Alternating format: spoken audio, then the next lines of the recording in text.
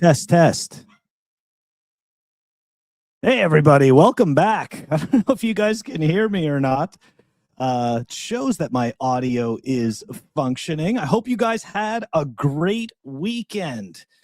It looks like everything is being thrown at the wall to make us think that this is all just a whole lot of gloom and doom, and it's never ending. Loud and clear. Yes. Good morning, Paul. Awesome. Yeah, I don't know what happened there, but got kind of weird. Either way. Okay, guys, let's dive into it. Hey, good morning. Good morning, Sat Stacker. Morning, Verhoofty Floofin. Hope you had a great weekend. Okay, let's take a look. Guys, I'm excited. I'm excited, and I'll tell you why. The China FUD is back. This is good. This is great. I'm so excited. Yeah, we're going to take a look at the history of the China FUD because, as you could imagine, right, just like many other things in Bitcoin are symbolic, so is the China FUD. We're going to take a look at that. What happened? What happened last week, right? I mean, on Friday, I did that interview with Lauren Rodriguez. And there's a whole bunch of stuff going on, right? There was a big sell-off going on Thursday evening, kind of Thursday. We've also got some news from Michael Saylor about now he's going to supposedly be working on, or strategy is going to be working on some quantum resistance. We're going to take a look at that. $1 million settled over the Lightning Network. I thought the Lightning Network had failed. I just can't get this right. Yeah, I'm trying. I'm really trying. What else do we got? We've got some more, I guess, hopium about the market structure legislation. We're also going to take a look at one of the main core devs has requested to have their maintainer keys removed from the repo. We're going to take a look at that. Shout out to Bitcoin is Cool for tagging me in the story about APXLending. We're going to take a look at what's going on with APXLending. And we've also got some cool stuff looking at miners. We're looking at, yeah, that's right, miners and a new Umbrel home server. Guys, we got a whole lot to dive into. It's going to be a big week, but not for Barry. Yeah, that's a joke you'd know if you had been around for a while. So love you long time fun. That's yes, salty crayon. Exactly. All right, guys, let's dive into it. Here we go. Pleb Underground is sponsored by Archimedes Emporium. Discover the pinnacle of precision engineering, starting with their Bitcoin logo wall clock, meticulously machined in Maine from a solid block of aerospace-grade aluminum, ensuring unparalleled durability and performance. Experience the difference of a product made without compromise. Head on over to Archimedes Emporium. All right, let's dive right into it, right? There's a whole bunch of different reasons why the flush happened, what happened, why the big drop, all this stuff. Okay, so let's hear what the representative at Charles Schwab had to say about this, okay? Shiny objects, AI, gold, silver, all sorts of different ways to try to catch momentum. And that inventory buying just has not come back from retail speculation. And so you've seen a plummet in price and just perpetual selling of these assets.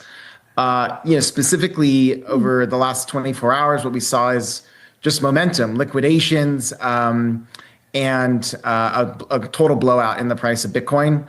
From our view, Okay, so hold on a second. Bitcoin's dead at like 70K. And I know when this, the drop went down to like 60K. But so I just want to make sure that we're all on the same page, right? Bitcoin dead at 60K. Okay. We saw implied volatility reach over 90 yesterday. We saw funding rates go deeply negative, and we saw almost all the long positions get liquidated. So we think, at least in terms of a local bottom, we've touched it. And for us, that's a great time to sell puts or get a little bit longer on behalf of our institutional clients. And that's exactly what we did. I would say also the last pressure is, we're one of the largest Bitcoin-backed lenders in the world. And there's a lot of these Bitcoin-backed loans. And what happens is when the price of Bitcoin goes down, clients need to send in more Bitcoin. For us institutional clients, our clients have tens of thousands of Bitcoin. They can meet the margin calls, but there's another retail layer to these loans that often do get liquidated. So you can get this cascading set of loan liquidations, which requires more Bitcoin selling. And there was probably a degree of that for some lenders yesterday. But I would say all in all, it's been a healthy recovery today. You should never wonder why the people whose business it is to lend Bitcoin bang the drums when we are moving higher, right? Because and I explained this last week as well. The lenders, I'm not saying that these are, nefarious people or anything like that, like whatever, right? They are following their incentives. Their incentive is to make money, right? But the lender understands that in a time of euphoria, the average person is not thinking correctly. Like, think about it, right? Think about yourself, right? When you feel wealthy, right? When you feel wealthy, you're more inclined to spend, right? You're more inclined to take risk when you're feeling wealthy. It's totally normal. There's nothing wrong with that. I feel the same way too. We're all humans. It's like, yeah, hey, when Bitcoin's sitting at over 100K and all of a sudden, right? Like, it's like the future looks a whole lot brighter. All of a sudden things are just, wow, it's a whole lot more attainable. So this is just kind of par for the course. Look, when it comes to the lending, guys, again, it's a slippery slope. If you are not liquid, if you don't have income, if you are banking on Bitcoin doing something within some magical timeline that you've created for yourself, unfortunately, it doesn't end well. It doesn't end well. So, yeah. Anyways, so that's all it was, guys. Bunch of cascades, bunch of people got liquidated. Onwards and upwards, right? Onwards and upwards. Okay, let's continue. Let's keep it going here because we've got a whole lot more stuff. More Hopium. Look at this. I'm pulling out some serious TradFi Hopium, right? We started off with Charles Schwab. Now we're looking at Peter Brad. And I'd like to point out, there was a post of 2025 Bitcoin price projections, okay? And everybody was like 225, 250, 180, 400, all this stuff. Guess what? Peter was at 78K. Okay. The dog in that race. And of course, I don't want him to be right. I didn't want him to even be close to being right. He was closest to being right at 78K. So just kind of putting that out there. A lot of Bitcoiners give this guy a hard time, I myself included. But you know what? He was the one that wasn't drinking the Kool-Aid. So anyways, the nature of the decline in Bitcoin, now 8 days of lower lows and highs, has all the fingerprints of campaign selling, not retail liquidation. Seen this before hundreds of times over the decades. Never know when, of course, this pattern ends. And I mean, of course, I'd like to say, because I'm a bull, I'd like to say that we hit that bottom at the 60K. Now, we'll see what actually ends up happening, but it definitely had that feeling. Definitely had that feeling for me. I'll tell you that much. Okay, let's continue on here. As we could imagine, right? All of the amazing Bitcoin tools that have come out of strategy so far, like the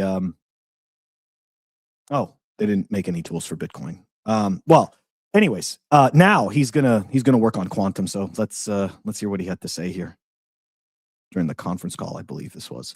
We are going to initiate a Bitcoin security program that coordinates with the global cyber security community, the global crypto security community, and the global Bitcoin security committee in order to help and contribute to consensus and solutions to address the quantum computing threat, as well as any other emergent security threats that evolve. Okay, I don't want to be a dick, but it's happening anyways.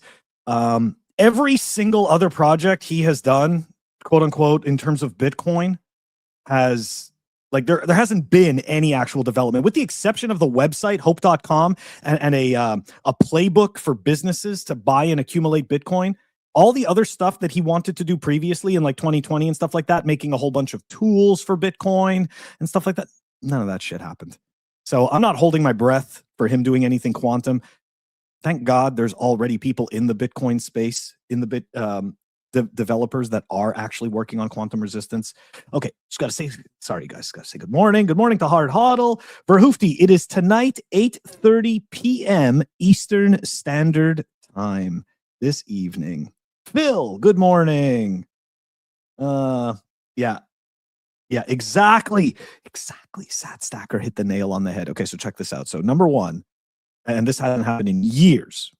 My wife stacked Bitcoin. She was hearing me talk about what was happening. She didn't even say anything. She just went and bought, and I was like, "Holy crap!" Trust me, that's never actually happened for me. Anyways, I've always had to be like, "Listen, now's a good time. You should go and buy some Bitcoin." And then not only that, but one of my best friends who worked with me in access control never writes to me about Bitcoin. Never. Okay. And last week, the text message I got from him was exactly, so this is the dip we're buying, yeah?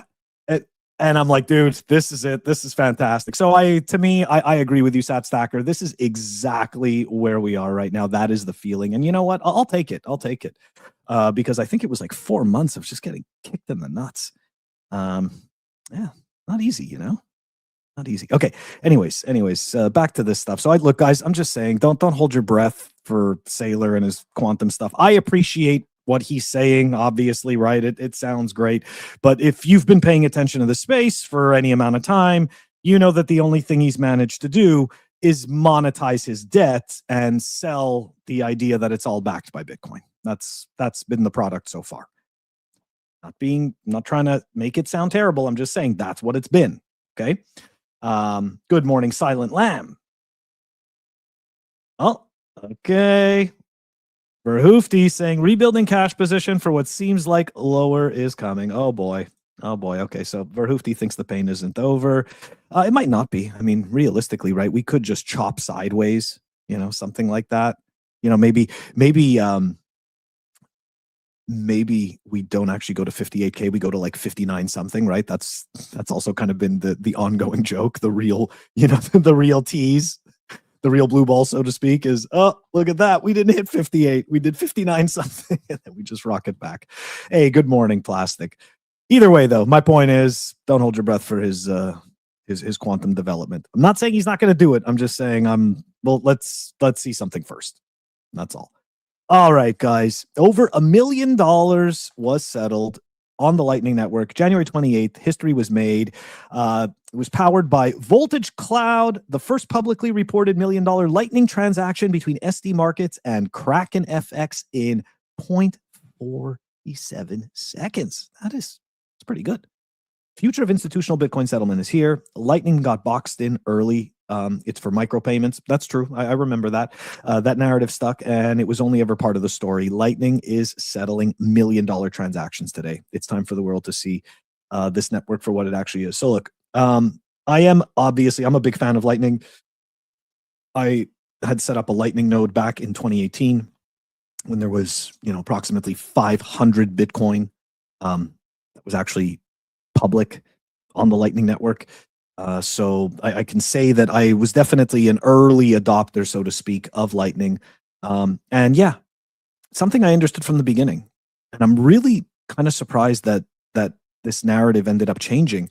But Lightning was never meant to be a silver bullet, right? It's one of many solutions that will exist. Oftentimes, we create these frames for ourselves of how we believe that something should work, and then with no actual evidence, we just simply believe that this is how it should go. And then if it doesn't follow this magical trail of breadcrumbs that we've set, that somehow it's not going to work. It's not going to do what it's supposed to do. But that's not how things are.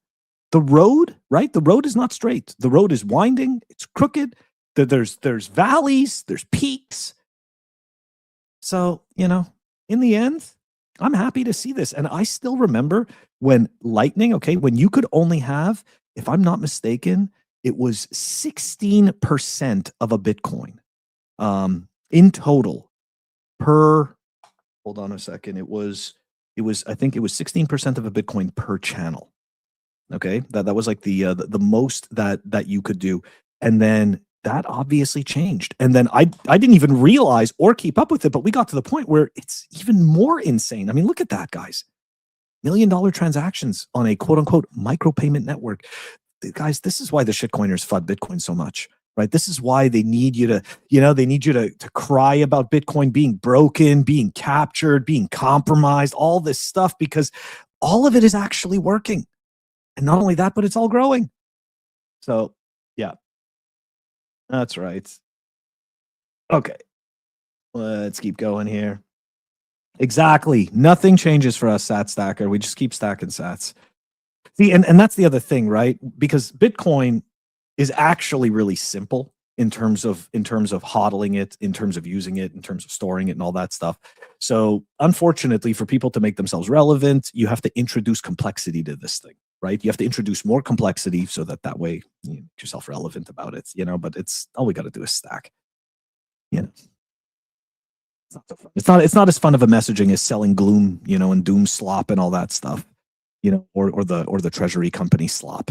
Okay, all right, here we go, guys. The China FUD. This is my favorite time of the cycle. Let's dive into it. China expands crypto crackdown to stable coins and asset tokenization. Let's pretend like this is new. Yeah, let's do that. Let's pretend that this is new. So here we go. The notice reiterates China's blanket ban on crypto, saying that trading, issuing, or facilitating transactions involving digital currencies such as Bitcoin, ETH, or stable coins like Tether is illegal because, of course, China, right, is very protectionist, and they obviously only want their own the digital yen, right? They only want their digital currency to be there. Yeah, exactly, Verhoef. I mean, man, this is par for the course. That's why I think that this is fantastic. Like, this is good news. Like, we are not dead. We are very much alive. Look at what China just did. Anyways, the prohibition extends to foreign entities and individuals offering such services within China. It also bans domestic entities from issuing digital currencies overseas without regulatory approval. Again, it's just castle protecting, moat watching. This is nothing new under the sun, guys. And again, right? Bitcoin, of course, because Bitcoin isn't a threat, that's why China does this, right? Because it's not a threat. Anyways, the notice singles out stablecoins, cryptocurrencies pegged to a fiat currency for special scrutiny. Authorities argue stablecoins replicate key functions of sovereign money and therefore threaten their monetary control. We are surprised at China's protectionism, right? We are indeed surprised. Womp womp. Chinese firms that want to tokenize assets overseas now must obtain approvals or file with regulators, and their financial and tech partners are required to meet heightened compliance standards. Giant nothing burger. Okay? China FUD, right on time. This is good. Why am I saying that? Interesting post here from OX Simba. China ban number 69 officially confirmed. I don't know if it's number 69 for real. However, though, I do remember these other pieces. The ritual is complete. Every major bottom. 2017 China ban, 3K. 2021 China ban, 29K. 2022 China ban, 15.5K. And look at what we got. The 2026 China ban, 60K. It's not a bug. It's a feature. So you know what, guys? We are right on schedule. Okay? We are right on schedule. All right, here we go. The market structure bill. Looks like Senator Lummis and Treasury Secretary Scott Bessent had a little back and forth about the market structure bill. Let's see what they have to say.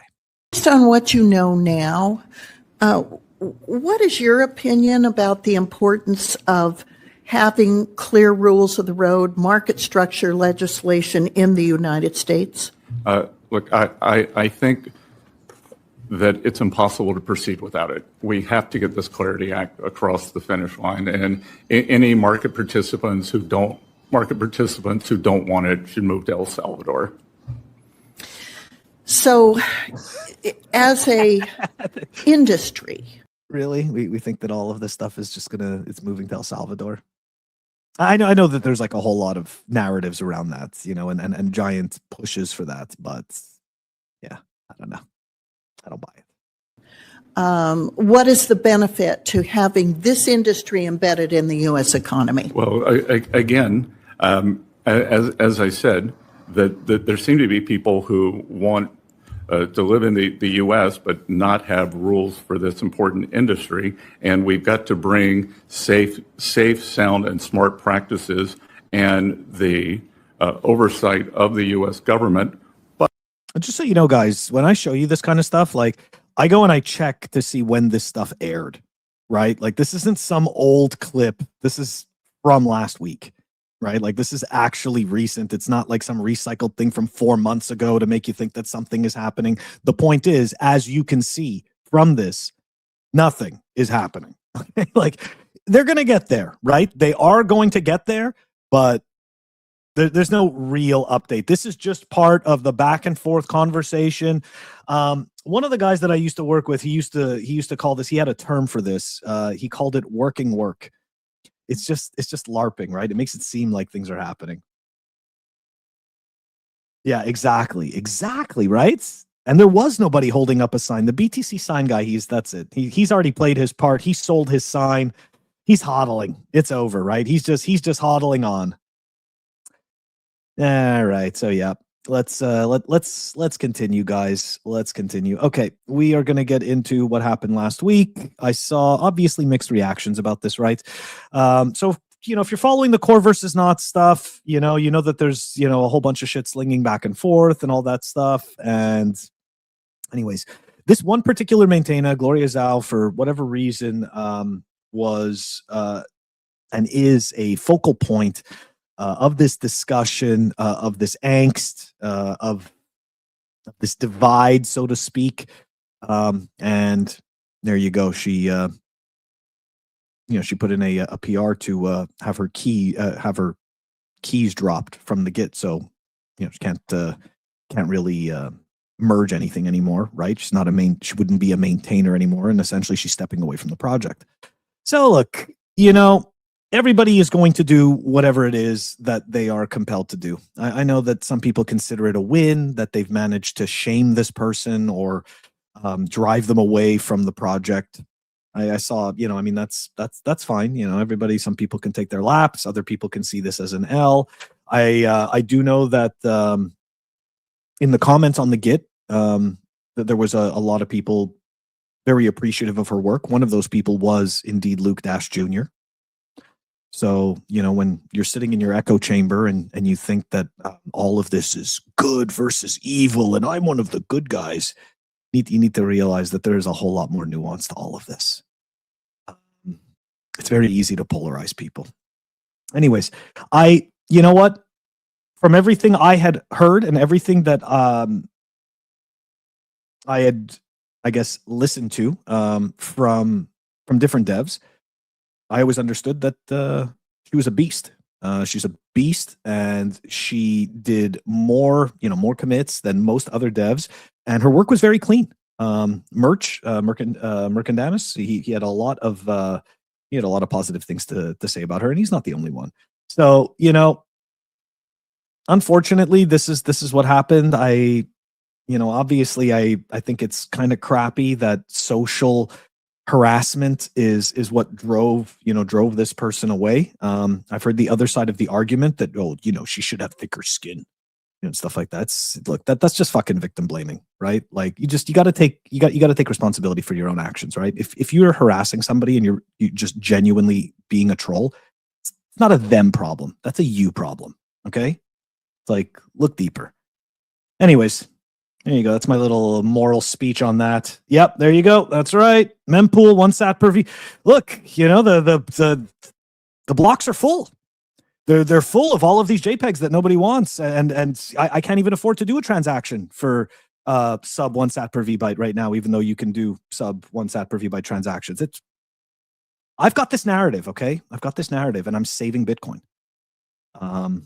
Yeah, as humans, we're just so easy to manipulate. Anyways, let's continue on. Let's dive into this APXLending thing. Shout out, Bitcoin is cool for tagging me, guys. The lending platform stuff, not so fun. Okay, let's dive into what happened to this poor gentleman over here. APX is robbing me. Here is how they are doing it. They're not doing it in the traditional sense of straight up stealing. What they have done is actually quite insidious and quite ingenious, and I congratulate them for it. Yeah. I wouldn't be congratulated, but I know he's not. Anyways, in November, I took out a loan against my Bitcoin. The process was very smooth, fully automated, almost too smooth. However, as the price started dropping further in December and January, I started reaching out January 14th to support, asking how I could add extra payments to pay off more of the fiat loaned. However, I got no reply. So look, right there, we're gonna pause. The fact that you could not service your loan at any given moment, right? The fact that you couldn't do that, that to me is already a red flag. Like, essentially, once you hit the quote unquote like warning zone or whatever it is, your LTV is at risk. Like you should be like, you shouldn't have to be asking if you can add money to save your Bitcoin. That scares the hell out of me, in all fairness. In fact, since January 14th, I have had zero communication from a human, even using their help portal. That would scare the hell out of me. Because, yeah, I do care about my Bitcoin. Anyways, so in fact, this is APX's business model, is to not reply. And for you to have no way to send them fiat. They have no banking information anywhere to send them fiat. And all direction says contact support, which never replies. Holy crap. Oh my gosh. I wonder who it was that suggested this company to him. I'm very curious, or her. I'm very curious how they came to the decision of choosing this lender, right? I don't know, considering there's a lot more high profile lenders. And again, I'm not suggesting that anybody borrow against their Bitcoin, but I'm just saying there's different, like, you can go look around, right? There's like different tiers. Yeah, I agree. Plastic lending is a trap. Yep, exactly. Never heard of that company. Me neither. This is the first time I've heard of them as well. Okay, that's scary stuff. No track record, if you ask me.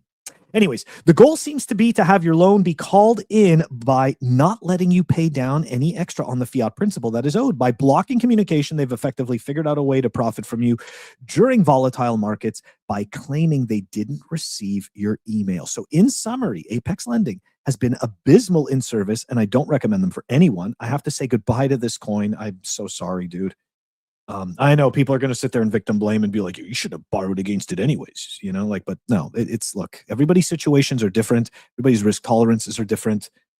It just sucks. I know what it's like to accumulate. Thank God I've never, knock on wood, never borrowed against it until recently. But I'll tell you this.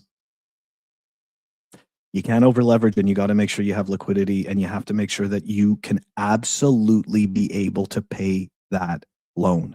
You got to be able to make those payments. It is brutal.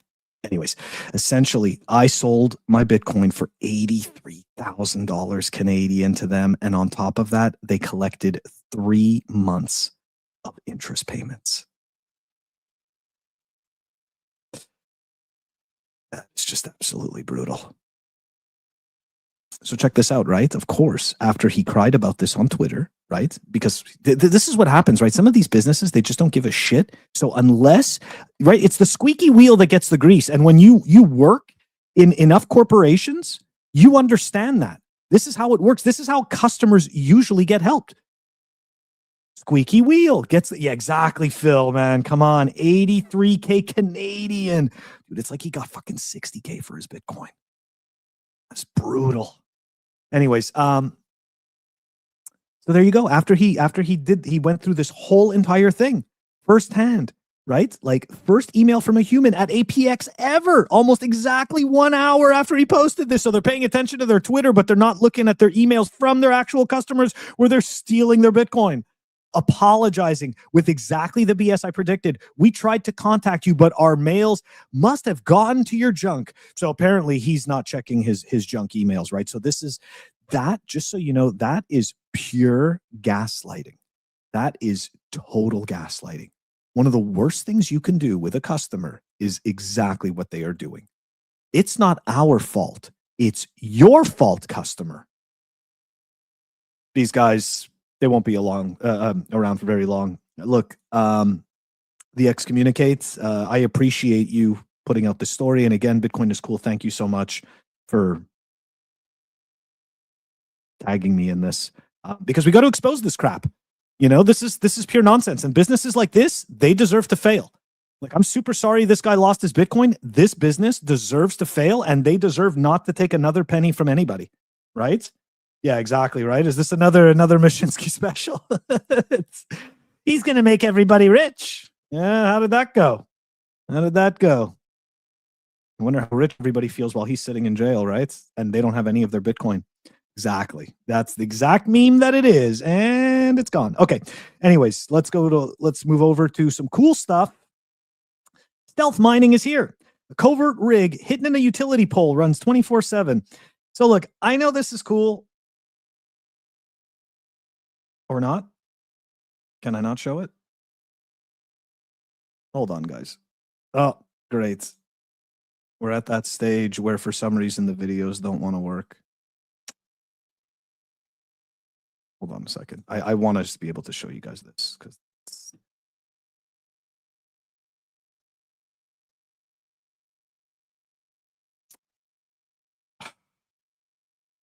come on, man. StreamTard. Why do you do this?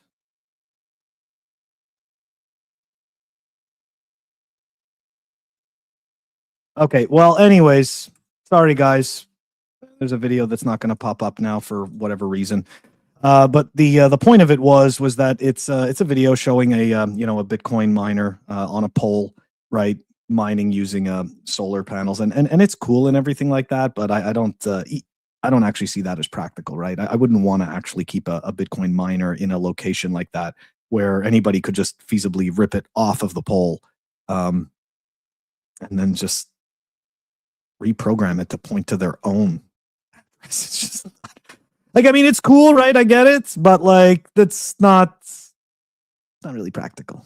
But I like it. I appreciate it, right? I'm just being realistic about it, which I know is frowned upon in this space. Okay. Next up, guys, we've got a new miner on the block. Not gonna lie. Almost bought this thing because I like toys. I like this kind of stuff. This is the second you show me these little USB devices. I love this crap. Anyways, Compac A2 updated, supports 4-wire PWM fans, temperature measured directly at the ASIC die. It can do 1 terahash at only 16.3 watts. This thing is nuts. It's very, very cool. I really like it a lot, but I did not end up getting these things. Take a look at that. Oh, it's pretty nice, right? And they even sell this little USB hub for it that powers it. So you could, obviously you can go and buy like 8 of these devices or 16 of these devices and just stack them all. Not suggesting you do that. Not suggesting you do that because your chances of actually hitting a block are like less than, what is it, like 0.0001% or something like that. So just, but I can't help it. I like stuff like this. I think it's cool and it's just fun. And I mean, I used to collect I used to collect garbage pail kids and stuff like that. So it's not like I'm averse to buying useless crap and holding on to it forever. Yeah, it's good stuff. Anyways, let's take a look at the Umbrel server. Here we go, guys. Umbrel doing competition with Start9. Let's frickin' go, right? As you know, Start9 is, oh, cool. You got a nerd axe. Almost got one. Very cool. And you got the Q. Yeah, not gonna lie, man, I was really close to getting a Q. When I was at TabConf, they had them, Solo Satoshi was there, and they had him on the table, and it's such a nice piece of hardware, right? Like, it's the board, it's nice, the fan, everything, it's like so chunky. Anyways, I don't know what it is. I like this crap. It's fun. It's fun stuff. Okay. Anyways, back to this, right? The Umbrel Pro. So for the people who don't know, Start9 makes this like utility node. So they have like the retail, the retail home one, and you've got all these different services on it, like Bitwarden and a file server, and you can install all of this stuff. They were essentially the first node to create this app marketplace, and of course it really took over. And then all the other node creators started to do a very similar type of thing. And about 3 years ago, I believe it's 3 years ago, could be 4, Start9 came out with this commercial grade node. right? Much beefier, can handle more services, right? Really be the full, I guess, really trying to be the full solution for sovereignty, so to speak, right? Like a sovereign appliance, so to speak. So I guess it's inevitable that Umbrel did the same thing. So let's take a look at this. Unless this doesn't work too. Oh, but this one works. Murphy's Law. Go pound sand, StreamYard. Go pound sand. Can't pop up the 15-second video, but it pops up this 4-minute piece of crap, right? Make it make sense. Yeah, I'm also I've got the MyNode. I actually just upgraded to Raspberry Pi 5 for both my Start 9 and my MyNode. Yeah, exactly, Salty Crayon. Exactly. That's what it is. And I mean, look, I think this is a natural evolution. And I just want to point out, okay? I just want to point out. So a lot of people may not know who this is, right? But there was a gentleman that was in the Bitcoin space. He, I don't know what has happened to him. His handle once upon a time was Candle.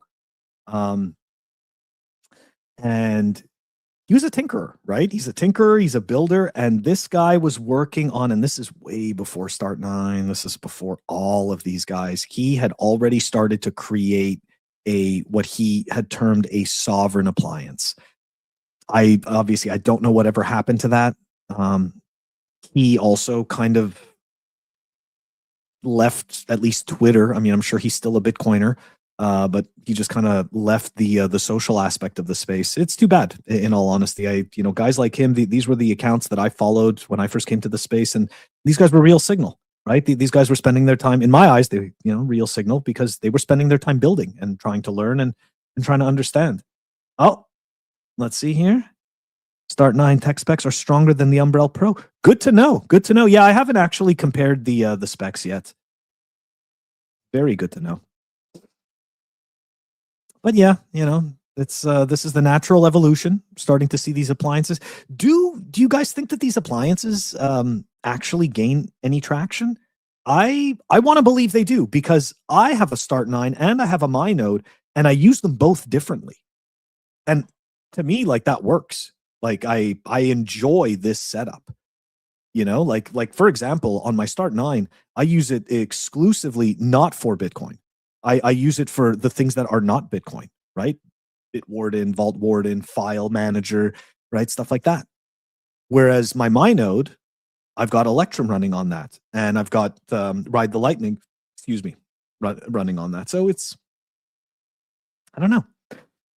I know obviously they want you to run everything from their nodes, right? They just want you to run everything, but I don't see a problem in splitting it up, Splitting the load. It's all that's happening. It's all that's happening. Guys, I don't know if you saw the interview that I did on Friday with Keone's wife, Lauren. But if you didn't, I strongly suggest that you go have a listen. She definitely, she paints a very interesting picture, and I really appreciated, I appreciated her candor. And guys, just remember, right? There are a whole bunch of money launderers, right? There are banks, institutions like JP Morgan Chase, Wells Fargo, Standard Charter, all of these institutions, they launder money as it's just pay to play. Nobody goes to jail. None of those people go to jail. They pay to play, and that's it. But these two guys that created some freedom tech, some privacy enabling tech, they're in jail. So please consider signing the petition. And if you feel so inclined to do so, consider donating. Guys, that does it for today's show tonight. 8:30 p.m. Eastern Time. It's going to be myself, Humble, and Sir Ulrich. We are going to be talking about a whole lot of spicy stuff. Don't forget to check us out then. 8:30 p.m. Eastern Standard Time. We will be on the YouTubes, on the Rumbles, and on the Twitters. We'll catch you then. And thank you, Shift Happens. HSBC, one of the biggest ones. Thank you. Yeah. The banksters don't go to jail. None of these people go to jail. Okay? The whole system is set up to caught. It's entirely set up to catch individuals that are not bending the knee. That's all there is to it. All right, guys. Have a great rest of the day. I'll catch you later.